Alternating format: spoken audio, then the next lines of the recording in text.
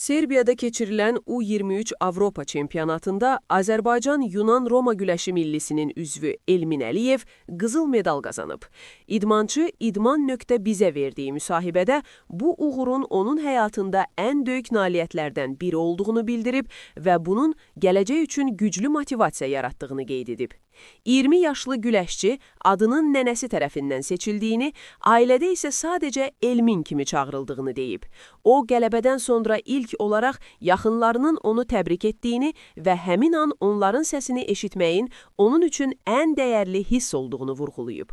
Lənkəranda bu uğura münasibət barədə danışan Elmin Əliyev, insanların böyük əksəriyyətinin səmimi sevindiyini, lakin hər kəsin fikrini bilməyin mümkün olmadığını bildirib və əsasən onu dəstəkləyən insanlarla əhatələndiyini qeyd edib.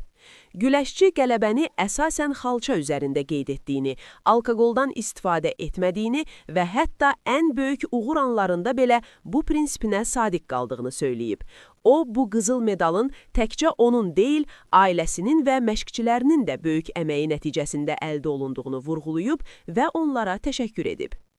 Xarici ölkələrə səfərlər barədə danışan Elmin Əliyev, hər yerin öz gözəlliyi olduğunu, lakin heç birinin Azərbaycanı əvəz etmədiyini deyib. O, doğulduğu Lənkəranın isə onun üçün dünyanın hər yerindən daha doğma və əziz olduğunu bildirib.